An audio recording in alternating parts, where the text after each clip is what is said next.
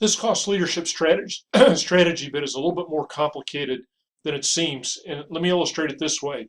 If I had to say, give me some names of some companies that are clearly operating a cost leadership strategy, you're going to be tempted to say Motel 6 in the hospitality industry. If I go to the pizza industry, always popular with college students, you would give me maybe Cece's Pizza and Little Caesars. And obviously, nobody can deny that those are the low cost positions. Here's the tricky part about, do they have a cost leadership strategy, though? They are clearly at the bottom end of the spectrum, and there are people that are priced up above them. They only have an advantage if they have a significant cost advantage in what they're trying to do.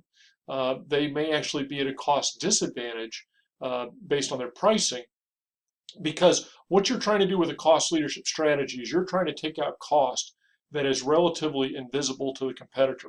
I'm sorry, to the customer.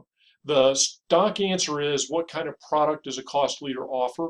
It's an on par product. And let me distinguish this, give you a great example of distinguishing this. Two companies that run a cost leadership strategy. They get a lot of press. One is Aldi's, the food chain, which, like we've talked about, perhaps, is a very low cost model where it's for very price sensitive customers. But you also have Walmart that competes in the grocery space directly against Aldi's, which also arguably is running a cost leadership strategy. Well, you've got the issue of all these products are not on par.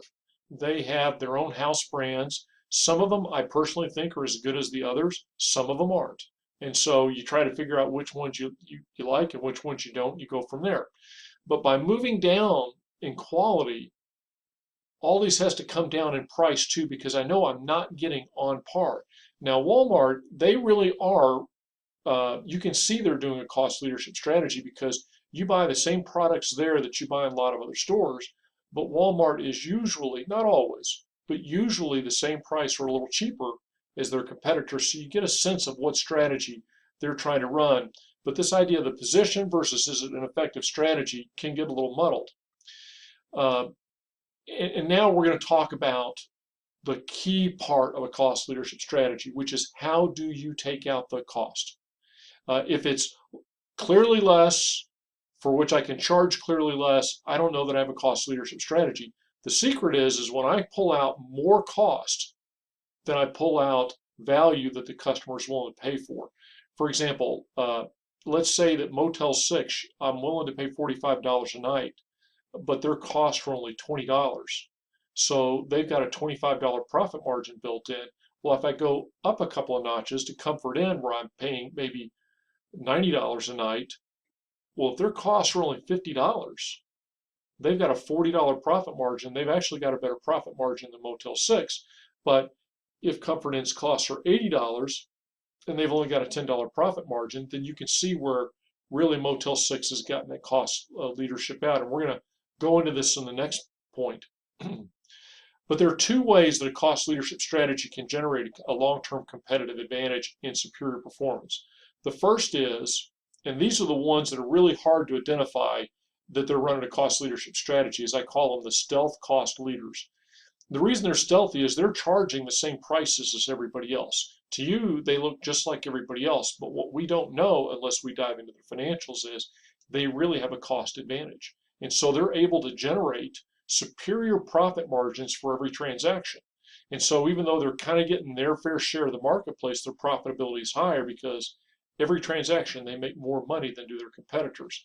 The second way is more of the Walmart way, which is, I have a cost advantage and I pass that on to you, largely the customer, and then I'm rewarded with superior volume. And if you have any questions about that, compare the size of a Target store versus a Walmart store. Walmart store is huge. They're pushing a lot more product out the door, and they're doing it at a smaller profit margin, which they then generate superior profits due to the volume. So you can cut prices and build volume, or you can leave prices the same and just have a better profit margin. And this gets into the value chain discussion. It's easy to walk into this and say, oh, well, as a cost leader, I slash everything out. That's not so. A cost leader has figured out ways to very logically take out cost that is not as apparent to the customer. You can do this through experience curves. You can do this through improved manufacturing. You can do this by figuring out what customers don't value as highly as something else. You can do this very cleverly, for example, spending less money in marketing, but having, because you got a better marketing campaign, you got smarter marketing people, and they know how to make it work and get it done cheaper. So there's lots of avenues to cut out cost. But like I said, the real magic is when you cut out cost and it's completely invisible to the customer. Now, a good cost leadership strategy is a very strong strategy. Why? Because if you have new entrants coming in, they can't compete with you on price. Your suppliers tend not to mess with you as much because you tend to be a high volume buyer. Your buyers are not necessarily loyal to you. They're price sensitive, but if you truly have a cost advantage over everybody else, it's hard for them to underprice you with the customers. And likewise, getting into the rivals, they have a hard time competing because they can't match your cost regimen. Many years ago, Kmart tried to attack Walmart on price and say, we'll price just the same as Walmart does. And they did for a while until they went bankrupt. And so that's why there's real limits to that. What do you do wrong? So that's when you get it right, it's really strong. When you get it wrong, it's disastrous. And so this is when you become all about cost and you erode your product and you've got no customer.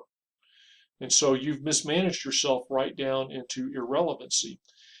And then the next point is, how hard is this to imitate? Now, this is again where I'm going to disagree a little bit with what Michael Porter said in that initial What is Strategy article. He said that everybody can do operational effectiveness equally well, so there's no advantage to be done there. And I don't think that's true.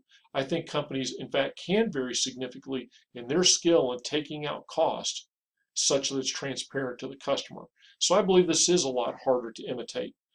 Let's flip around and go to the other way. Let's go to a differentiation strategy. And let me tell you the secret to a differentiation strategy right up front. You've got to infuse value into that product, and you can do it the standard way through prestige, service, product features. Again, you all know the points of differentiation from the textbook. But you've got to infuse such value that you're able to charge this much more, and you only have to, your costs only go up a small amount. So that your profit margins actually grow. If you differentiate and you don't grow profit margins, then you probably didn't do it right. And the caveat to that would be if you differentiate, you keep the same profit margin, you radically increase your volume. It can be the flip of the cost leadership strategy. So I want to illustrate this with the fleece pullover that's on the slide, and that's Patagonia. Patagonia is a brilliant differentiator, and I think it's genuine from the heart. The company founder is a very environmental, very socially conscious guy, but I mean, they really push that hard. And he likes to say, I'm no businessman, I'm just an outdoorsman. I think that's baloney on that part. I think he's a brilliant businessman. But Patagonia really works the differentiation aspect hard. They publicly, visibly support environmental issues. They are very explicit about the sourcing of their products and the like, how they're trying to be better. They tell you don't buy as much, buy for value and buy longer. Well, that fleece sweater or fleece pullover on the Patagonia website today was $99. So I went to Academy and found out what was the most expensive fleece pullover they had to sell. And it had an Adidas branding on it, and it was $39. There's a $60 price point between that fleece pullover and what you can get at Academy.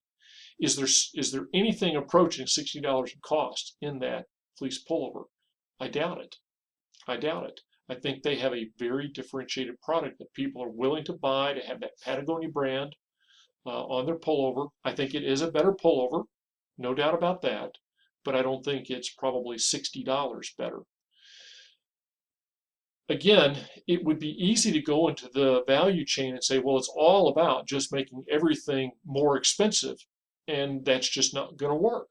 So again, it's about being selective and putting your brand in certain places in certain ways that you think are going to provide a lot of value, and acknowledging the fact that it's going to increase your costs. But in all cases, you've got to be able to price to cover those costs.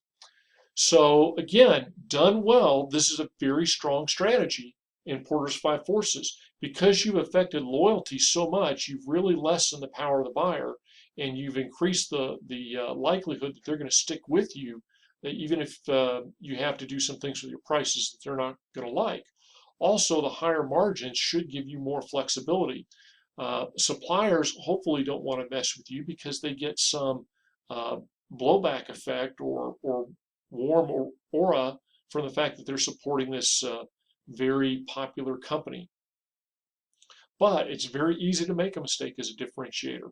You can try to price too high, and I'll tell you right now, for those of you that try differentiation strategy in BSG, your number one mistake is going to be you say, hey, we're building the best shoe in the industry, and then you're going to try to raise your prices this much, and your market share is going to crater. So you have to add the right value that people are willing to pay for. That's one, and then you have to charge the right price to make that happen. And so if you fall down in any of those, then you're going to be in a bad situation.